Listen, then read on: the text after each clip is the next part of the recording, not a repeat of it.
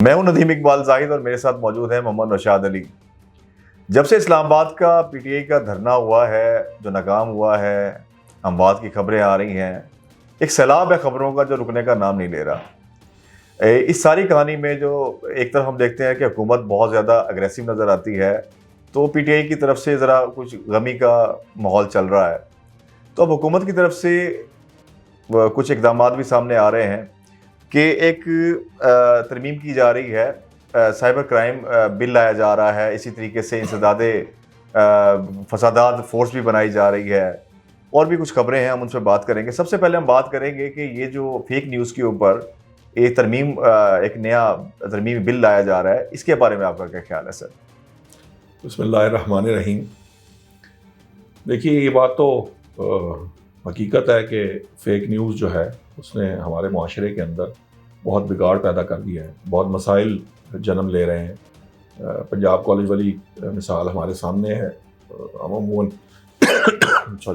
اس کو کوٹ بھی کرتے ہیں۔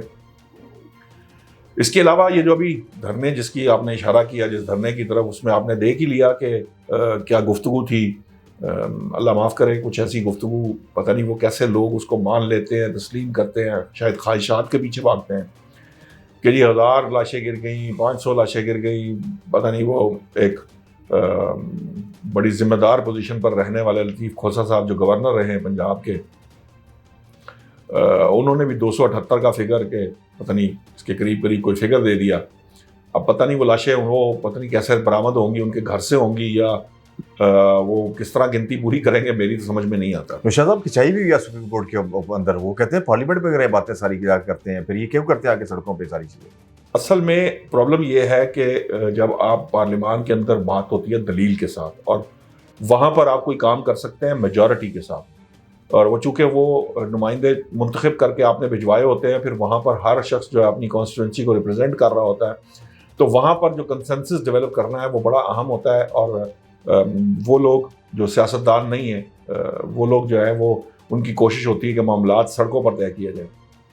آپ دیکھ رہے تھے وہ دھرنا جب آیا تو کیا پوزیشن تھی، کیا کچھ راستے میں ہوتا رہا، اور اس کے بعد جب انہوں نے عدالتی حکم کی وائلیشن کرتے ہوئے وہ چلے گئے ریڈ زون کی طرف اور 0 پوائنٹ کی طرف، ڈی چوک کی طرف، تو پھر معاملات جو ہیں وہ یقیناً خرابی کی طرف جا سکتے تھے۔ یہ جو لاشیں گرنے والا معاملہ ہے نا، یہ سراسر جھوٹ تھا۔ اس لیے بھی جھوٹ تھا کہ ان کو ایک بات سمجھنی چاہیے، حکومت نے پہلے سے اناؤنس کر رکھا تھا کہ وہاں پر تمام جو اس وقت اینٹی رائٹ کے لیے جو بھی ڈپلائمنٹ ہوئی تھی، وہ تمام کے تمام جو ہیں ان کے پاس کوئی لائیو فائر آرم نہیں تھا، یعنی ان کے پاس کوئی ایسی جو اسے کہہ لیں کہ اسلحہ نہیں تھا جس سے کوئی گولی جو ہے وہ لگنے سے کوئی بندہ جاں بحق ہو سکے، شہید ہو سکے۔ جو پلاسٹک بلٹس ہیں یا دیگر جو طریقہ کار ہوتا ہے، آنسو گیس ہے، وہ چونکہ جان لیوا نہیں ہوتے، اس لیے ان کو استعمال کیا جاتا ہے۔ گورنمنٹ نے کرنا نہیں تھا، کیونکہ ایکچولی لاشیں تو چاہیے تھی پاکستان تحریک انصاف کو۔ اصل میں مجھے جیسے لگتا ہے کہ یہ سارے سے پہلے سے پلانڈ تھا کہ بھئی ہم نے اتنی لاشیں جو ہے نا اس کی مہم چلانی ہے، لیکن جب کوئی لاش نہیں گری تو ان لوگوں تک آرڈر نہیں پہنچ سکے جنہوں نے سوشل میڈیا پہ یا جو کی بورڈ واریئرز تھے انہوں نے جو جنگ لڑنی تھی انہوں نے شروع کر دیا۔ اچھا، وہ لطیف کھوسہ صاحب جیسے، اور جو پتہ نہیں وہ آپ کو یاد ہوگا سی ایم صاحب نے بھی خود علی امین گنڈا پور صاحب نے کہا جی سینکڑوں لاشیں ہیں، پھر انہوں نے کہا 100 سے اوپر ضرور ہیں۔ وہ یہ ان کی پہلی تقریر تھی جو انہوں نے جا کے منصیرہ میں جو خطاب کیا تھا وہاں پہ، پھر اسمبلی میں خطاب بھی جو تھا باہر تھا، اور وہ کسی طرح بھی وہ جو ہے وہ سیاستدان کا نہیں تھا یا وہ کسی سیاسی جماعت کا سسٹم لگتا نہیں ہے۔ میں بہت عرصے سے کہتا ہوں کہ پاکستان تحریک انصاف سیاسی جماعت ہے ہی نہیں، وہ ایک ٹولہ تھا جس کو اوبلائج کیا گیا تھا، اور ان کو ایک سیاسی جماعت کا وہ کھال پہنا کے تو ان کو اسمبلیوں میں داخل کیا تھا۔ مقصد صرف یہ تھا کہ چارٹر آف ڈیموکریسی جو پیپلز پارٹی اور نون لیگ نے کیا تھا یا دیگر جماعتوں نے کیا تھا، اس کو سبوتاج کرنا تھا، جس کو وہ کرنے میں کامیاب ہو گئے۔ اور پاکستان میں 90 کی دہائی کی جو سیاست تھی جو اس سے کئی گنا پیچھے، یعنی اس کا عشر اشیر بھی نہیں تھی، اس پہ بھی لوگ آرگیومنٹ کرتے تھے، تو کہتے تھے کہ یہ معاشرے کی تقسیم ختم ہونی چاہیے۔ تو اب تو وہ تقسیم در تقسیم پتہ نہیں کس لیول کو پہنچ گئی ہے۔ 5 سال قید 10 لاکھ جرمانہ، اس پہ بات کریں۔ اچھا، اب جہاں تک رہی 5 سال قید اور 10 سال جرمانہ، دیکھیے قانون تو ہونا چاہیے، اس سے کوئی اب آپ جسے کہہ لیں کہ نظریں نہیں چرا سکتے۔ دنیا بھر میں قوانین بنائے جا رہے ہیں سوشل میڈیا سے کے لیے بھی اور فیک نیوز کے کو کاؤنٹر کرنے کے لیے، لیکن اس میں بہت سے مسائل بھی ہیں. دیکھیے پہلی بات تو یہ ہے کہ یہ طے کون کرے گا کہ یہ فیک نیوز ہے. دوسری بات یہ ہے اگر یہ طے کرنے کی پوزیشن میں ہوتے تو میں حیران ہوں اس بات کے اوپر کہ جس نے سب سے پہلی فیک نیوز پھیلائی، جس کو پکڑا گیا اور اس کے اوپر آئس کا پرچہ دے دیا گیا. آپ میں اتنی جرت ہمت نہیں ہے اس حکومت میں، یہ اتنی نالائق حکومت ہے کہ اس میں یہ جرت نہیں ہے کہ یہ جو پیکا کے تحت جو بنتا تھا، یعنی جس نے جو جرم جس کا الزام لگ رہا ہے، جو اس پہ الزام ہے اس کا پرچہ دیا جائے. اب اس کا نتیجہ کیا نکلا کہ اس کو ذلیل کرنے کے چکر میں، اس صحافی کو ذلیل کرنے کے چکر میں خود حکومت ذلیل ہوتی رہی.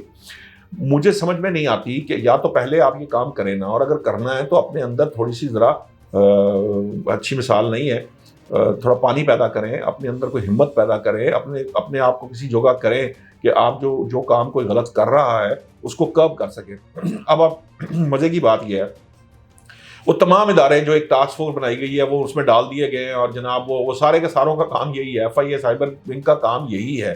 اگر وہ اداروں کو اپنا کام کرنے دینا چاہیے، ٹاسک فورس بنانے، یہ کمیشن بنانے، یہ جو ایڈہاکزم ہے اس سے ہمیں جان چھڑا لینی چاہیے. اپنے اداروں کو امپاور کرنا چاہیے. اگر ادارے میں کمی کوتاہی ہے اس کو دور کیا جانا، نہ کہ وہ جی جناب آپ بھی آ جائیں، آپ بھی آ جائیں، فلاں بھی آ جائے، ڈھینگ بھی آ جائے. بھائی اداروں کے درمیان ادروائز جو ہے آپس میں بات چیت ہونی چاہیے، یہ میکانزم ہونا چاہیے. یہ کہاں لکھا ہے کہ ان کا میکانزم نہیں ہوگا یا ان کے درمیان انٹیگریشن نہیں ہوگی؟ انٹیگریٹ کرنا چاہیے اداروں کو.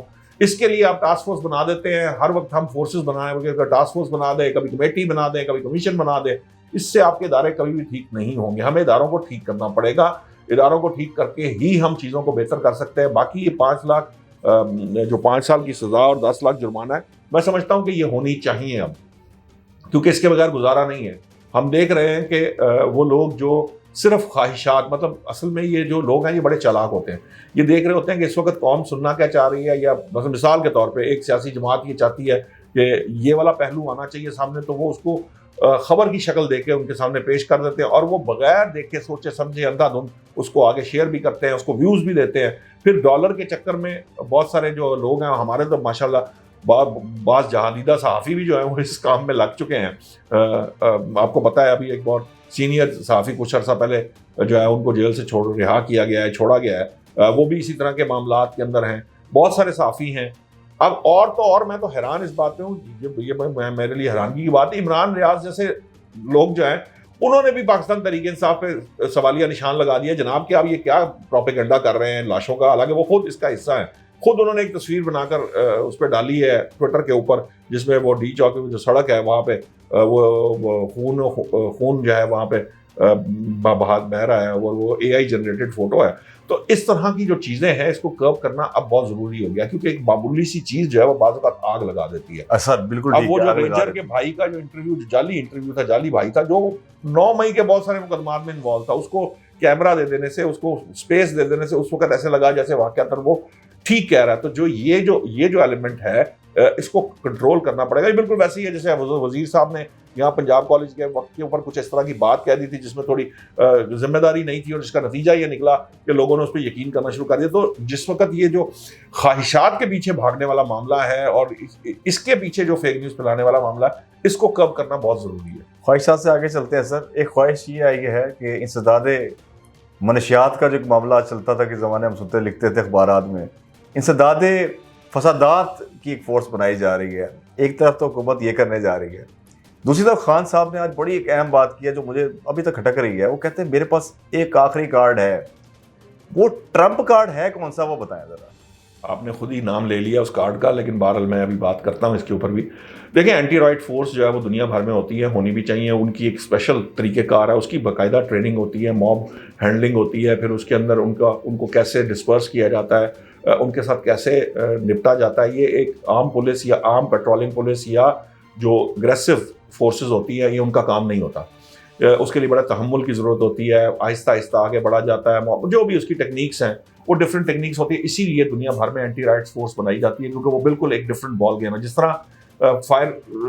طرح آپ سمجھ لیں کہ فائر بریگیڈ کی علیحدہ سروس ہوتی ہے، 112 علیحدہ ہوتی ہے، اسی طرح سے جو اینٹی رائٹ فورسز ہیں وہ ہمیشہ علیحدہ فورس آلریڈی ایگزسٹ کر رہی ہے. نئی ٹرک کی بتی کے پیچھے کیوں لگا رہے ہیں؟ نہیں، فورس اس طرح سے ایگزسٹ نہیں کر رہی. ان کے اپنے قوانین، اپنی چیزیں ہونی چاہیے. ان کو ٹریننگ خاص طور پہ ہونی چاہیے جو لوگ موب ہینڈلنگ کرتے ہیں. وہ تو ایک علیحدہ ڈیبیٹ. اب آ جائیں آپ ذرا اس کارڈ کی طرف.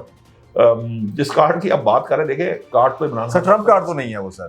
وہ ٹرمپ جس کا آپ ذکر کر رہے ہو ٹرمپ نہیں آپ نے ٹرمپ کارڈ کہا ہے، میں نے تو کہا آپ نے نام بھی لے لیا کہ وہ ٹرمپ کارڈ ہے. دیکھیں ان کے پاس کارڈ بہت سارے ہیں، ایسی بات نہیں ہے کہ کارڈ نہیں ہے. نہیں وہ آخری کا کہہ رہے ہیں وہ جو آخری کارڈ وہ جو کہہ رہے ہیں میں شاید آپ کو بتا نہیں سکوں گا کہ وہ کارڈ کیا ہے کیونکہ ابھی اس کا وقت نہیں آیا، لیکن مجھے یہ بات درست ہے. میں تو آپ کو کہہ رہا ہوں صرف ایک کارڈ نہیں، ان کے پاس کارڈ ہیں، لیکن میں ذاتی طور پر سمجھتا ہوں کہ ان کو جو کارڈ چوز کرنا چاہیے وہ یہی ہے کہ وہ پارلیمان کا رخ اختیار کریں، سیاست کو سیاست کے انداز سے کریں، جو سیاست کے رائج طریقہ کار ہے ان کے مطابق کام کریں.